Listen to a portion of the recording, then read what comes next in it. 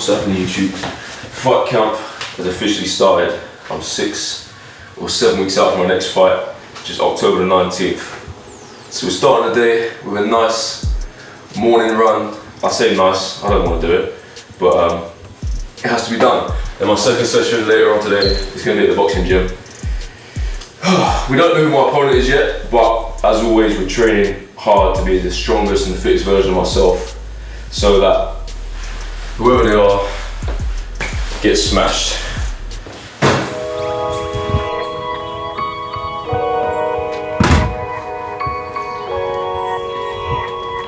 So session 1 of the day is going to be a nice zone 2 steady heart rate run to build my aerobic capacity, and it just makes your heart more efficient in the ring. It makes you be able to recover faster between the rounds. Because when we're running, I'm going to be running so that my heart rate is low and at what's called a conversational pace. If I wanted to, I could sustain the conversation. That's then building my base fitness, my aerobic capacity, and improving my general fitness as a whole. I like to do this like 2 times a week, especially in fight camp, and then I'll do my other heavier interval sessions on the treadmill, because you can set the speed and it's easier to do so. For no reason, I'll do anywhere between like 3 and 6 miles. 4 was the first number that came to my head today, so that's how many we're doing.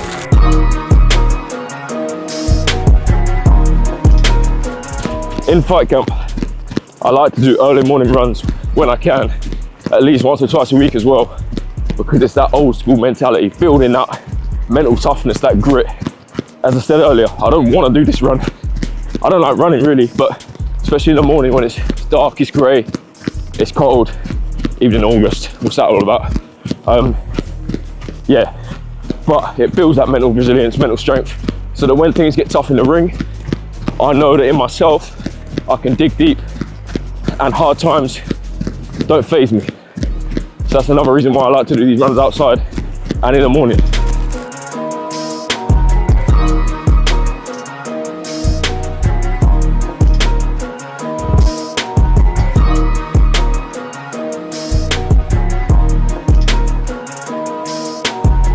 One thing I'm big on in fight camp especially is overtraining.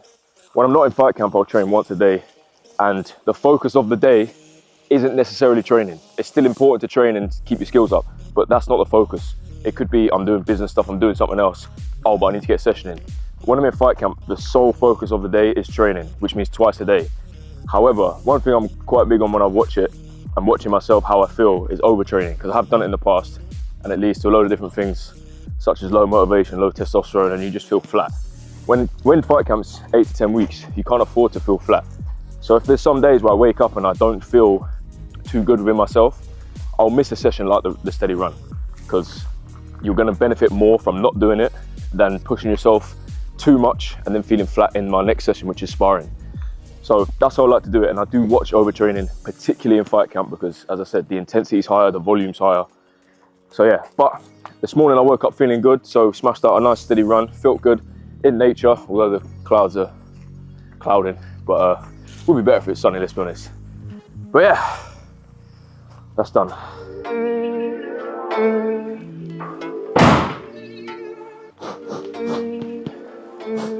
Oh, big Kev whipping up the sourdough.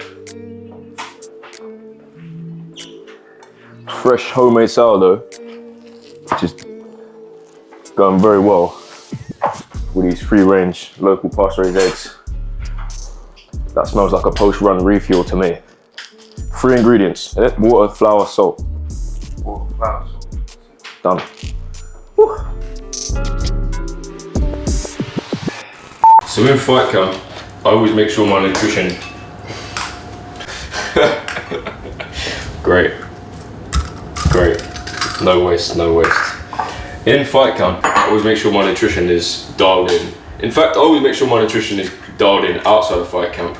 And that's always been what I like to say, one of my advantages. I eat whole foods, I eat real foods at least 8% of the time, or most of the time, avoiding seed oils and just sourcing organic where I can. And actually, funny story, I spoke to Ben the other day, Ben Davison, and we were talking about people or fighters in my weight class often can blow up to sort of 85, 90 kg, And I was saying to him, yeah, but I wouldn't want to do that because I like eating healthy and I just wouldn't allow myself to get that big. I'm going to do 4. No, I'll do 5. And he goes, well, yeah, that's your advantage then, isn't it? Out of camp, I like to still eat healthy. And because of that, he's saying it's your advantage. When I'm training for a fight, I don't have to lose a lot of weight because I'm staying in shape and I'm staying lean, I'm eating the right foods. Chef Davey in the kitchen, by the way. Slight technical issues, there we go. And I'm gonna put coconut oil on that. So yeah, another thing in fight camp, I've now changed from what I did before, is I like to eat within kind of half an hour to an hour of finishing the session, especially after boxing. So you'll see later on, after training, I'll have a meal with me.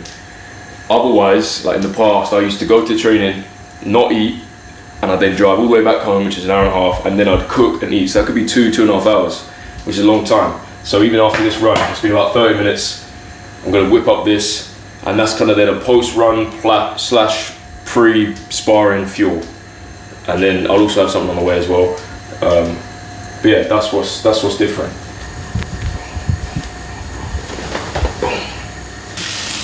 Why is it sticking to the pan?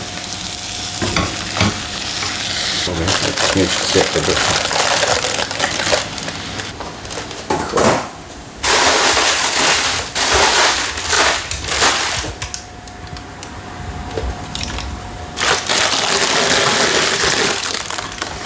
Smells mad. Cooked? Yeah.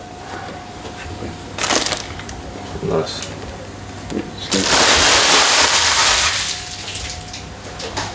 Oh my god, oh, honestly. Not everything's perfect for me. This is as natural as it gets, no scripted. And that's just how fight camp is as well. Things happen, injuries happen, it is what it is. We adapt, improvise, and overcome. We slash this open. Quite still really hot. I think I should probably leave it, but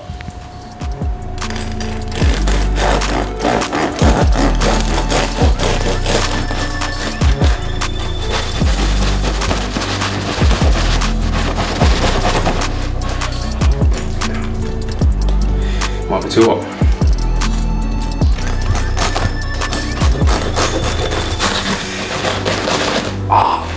Really hot.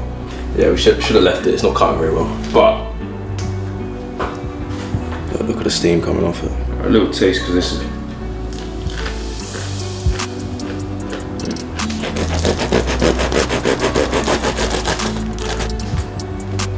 I'm not gonna be able to spar later. I'm gonna burn my hands.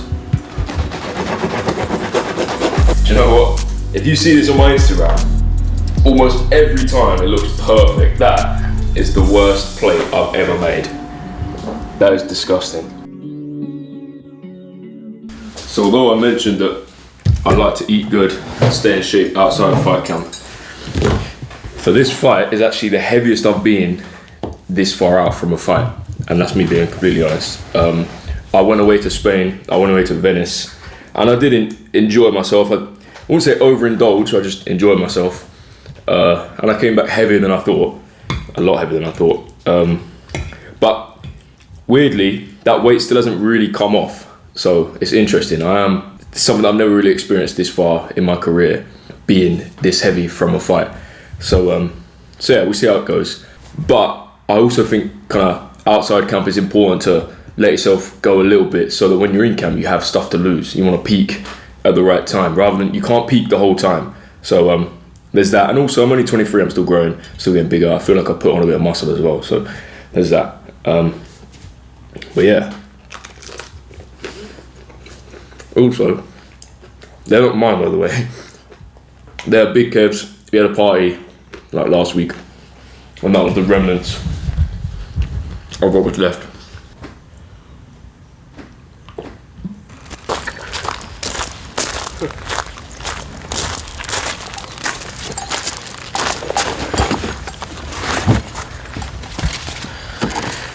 Sweet.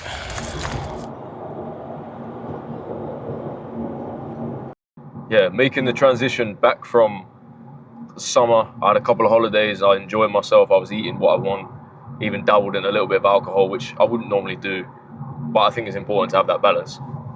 Transitioning is I think I may have mentioned it earlier, like I train once a day outside of fight camp. In fight camp, it's twice a day. And not only that, the intensity and the volume of the sessions is that much higher. So sparring, for example, today I'm sparring in the gym, and I'll be sparring 2 or 3 times a week with world-class fighters. I think I'm sparring Chris Congo today. I've done a bit of sparring with Luke McCormack, Pat McCormack. These guys, they don't mess about. So every spar, you have to be on it. And that's the difference. Whereas outside of camp, it's not always like that. So yeah. And then in terms of the runs, I'll still do my steady runs to build up the fitness, as I mentioned, but then I'm doing the sprints, and then I'm doing the assault bike, and then I'm doing explosive strength and conditioning, all to build up my strength, fitness and power to build up for the eventual fight night. So yeah, that's the main difference. As well as that, it's just a lifestyle. You live the life of a professional athlete, which you should anyway. As I said, I do outside of camp most of the time, but it's training is your sole focus. I'm still trying to balance things, and I still do a few businessy things and social media, but training is still the sole focus. And along with that, I must mention caffeine, another thing. I don't think you should overdo it. I used to only ever have 2 coffees a day. In fight camp, I may up that to like 4, but I personally don't feel the negative effects of it. I feel like it makes me mentally sharper and keeps me on my game. I also don't feel like it stops you from sleeping. Some people, they can't have a coffee and then go to sleep. I have an espresso after dinner sometimes, and I'll still fall asleep nicely. So yeah, that's something that's changed a little bit.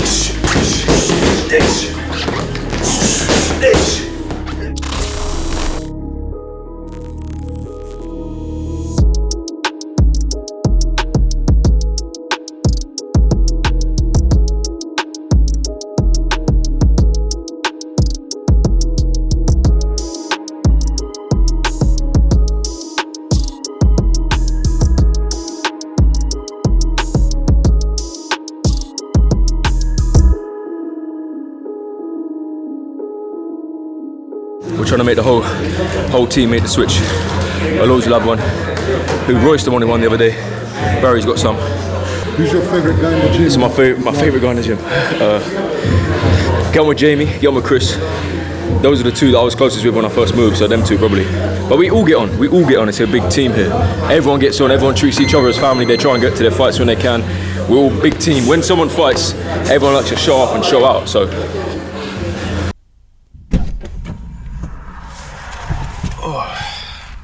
Hi, can I have a large cappuccino, please?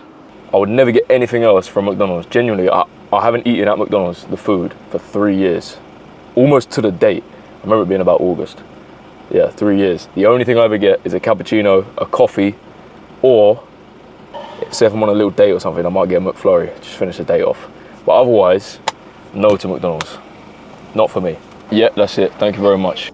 So I remember my last fight camp, I would come to McDonald's every day on the last week leading up to the fight. So I was fighting on a Saturday. So like Monday, Tuesday, Wednesday, Thursday, I would come to McDonald's and get a nice cappuccino, just as like a sweet treat. When you're trying to make weight, cappuccino goes down nicely.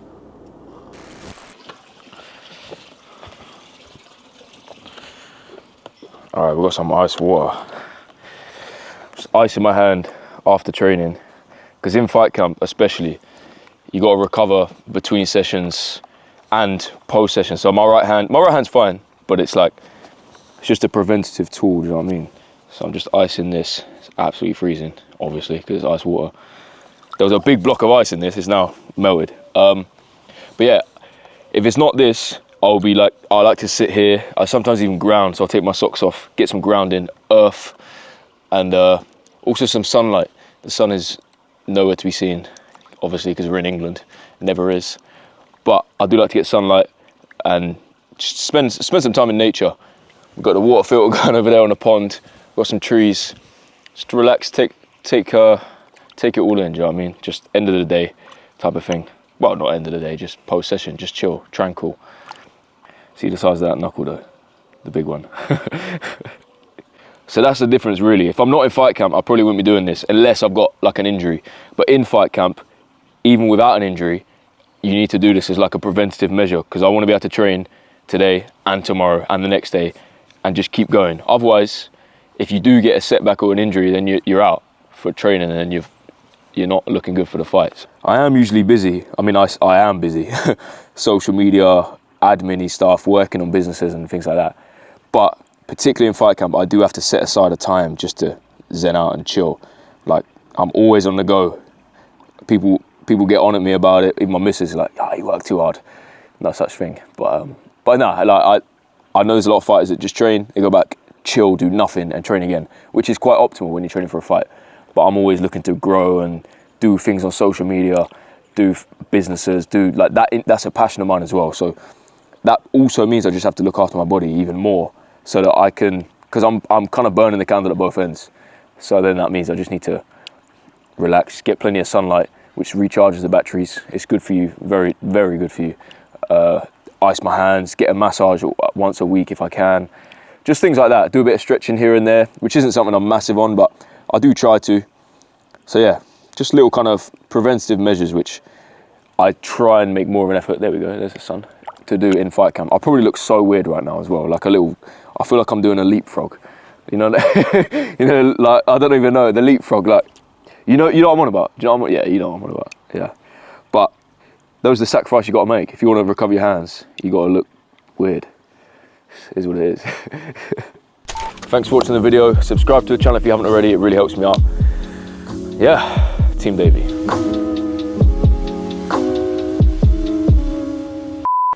The sun there is sick though. This is the sunlight I was talking about. Look at it. God. Yes, sir.